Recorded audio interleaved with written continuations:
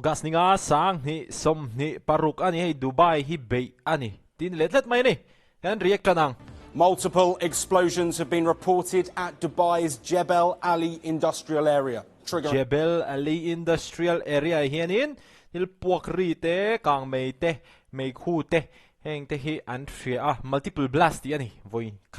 ni khat mai apuak don lo ani o voi tam tak apuak don ti ani. A major fire at one of West Asia's most important trade and shipping hubs. Reports claim that at least 7 blasts were heard over a 7 blasts voice harilaya puak ani. Hi Asian News International lampang hian ron report multiple explosions followed by fire heard in Dubai's Jebel Ali industrial zone. Dubai Jebel Ali hey industrial zone ania heta hianin voice harilai minute somni chhungin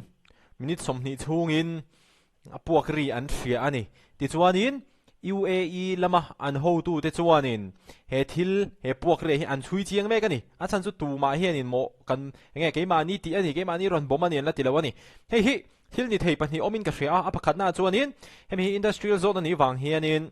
an ma ni hei khol lam fel lo le eng mani thil fel lo awanga puak ve thei thawania tin midangina an be awanga hetianga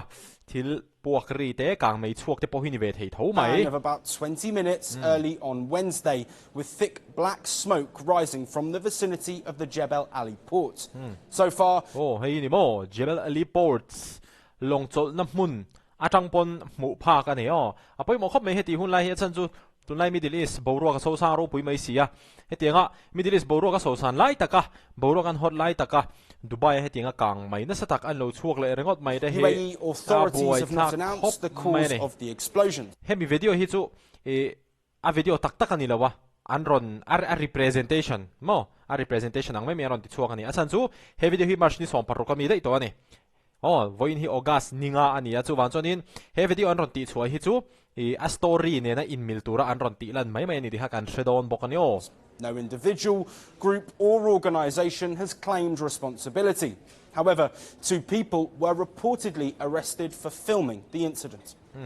Mi pani man an ni hetiang video an lo la ka wangin hemi puak lai kang mi chuak lai video te la ka wang hianin mi pani man an ni an ti bokani ngeom zia.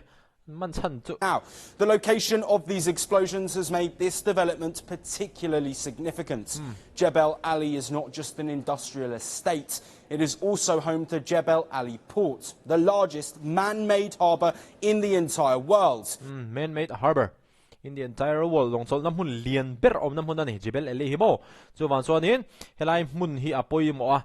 So wan son helai mun bul naya thil puak a om phei hi chuanin one of the busiest container ports globally. The area also includes the Jebel Ali Free Zone, which has been operating since 1985. Today, it hosts more than 11,000 companies from over 150 countries.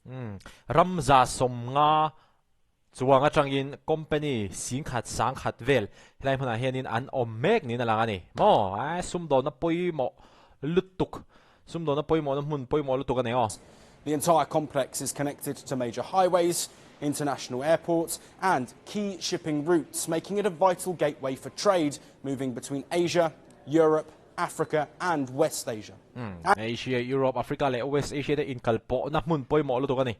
Hmar news agency. And adding to the uncertainty are conflicting reports about what may have caused the explosions. Iraqi news outlets claim that the area may have been targeted by a missile launched from Yemen. However,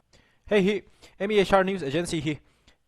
Iraq rama an media ani na langa chuan tuna Dubai hi UAE capital nin ka shela Abu Dhabi zo hin in ka retro Abu Dhabi chuan Dubai po ni se Dubai ya tuna kang mei chuaka hi Jebel Ali kang mei chuaka hi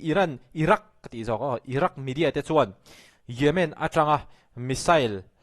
ka awanga hetiang hi thleng ani mai thei an ron ti ve ani hei conflicting reports pakhatin thil pakhata reporta tia thil pakhata report lai khan heta media agency dang in thil dang dei haron report vele ni. There has been no official confirmation of such a claim. A report also claimed that NASA's thermal imagery detected a fire at a warehouse located next to the port. Hmar news agency tho hianin NASA thermal imagery na alanda atanga mu thei dan chuanin he long chol na mun bul nai loka bungroda thatna hianin kang mai chuak ani hen ti bok ani a facility believed to be used for fuel storage and transfer. While Dubai was dealing with the fire, reports also emerged from Yemen. Explosions were reported in the capital city of Sana'a at around the same time. khatianga Dubai a kang mai chu lai atia puak ri vel an thiat lai vel tho khan Yemen a sana I Houthis te na an control Houthis te thunei na ram bi ka khanin til puak ri an thave bok ti kha ati kha The report timing bok of ani these developments has attracted attention. They come amid diplomatic efforts involving the US, Iran and Oman. On Tuesday, Donald Trump said the Strait of Hormuz could reopen very soon as part of a possible understanding in he puak he tianga thil thenga hi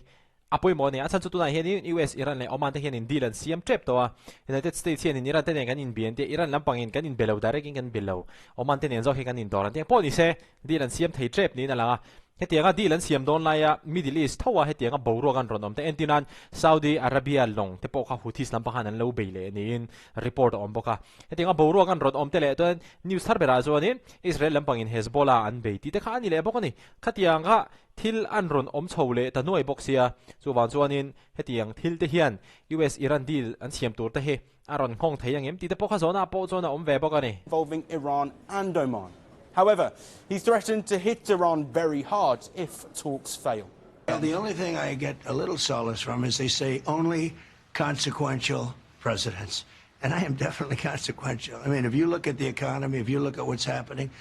Caused by the US-Iran conflict in the UAE. During the height of the crisis, Dubai's airspace was temporarily closed, hundreds of flights were disrupted, and major airlines were... kami kan news poi mo zual kan react thei chu ani aba hi chu ma kan react nu vek to ani chu ma zonin kan pot sei lawang hemi video hi chu poi bo bera zonin Dubai a hianin Jebel Ali industrial area mun poi mo lu tukani longchol na mun poi mo lu tukani company sing chuang om na mun ani ramza som nga chuang atangin company sing chuang an om meka lai mun a hianin tiang hianin minute som ni chungin voice ri lai mai thil pok ri an thria chuan kang mai le mai khu dum tak mai te pok ham mu tur omani atiang thil om dan ania hetiang an om lai mek hianin Yemena hui Houthis te na an control na big ram sana a hanin thil pok ri te pok ha an threle boka Houthis hawin Saudi Arabia long oil phurlong te pokha an bei bokani atiang kha thil om da ni Middle East mo ani nei nuai mai tu na hi chuan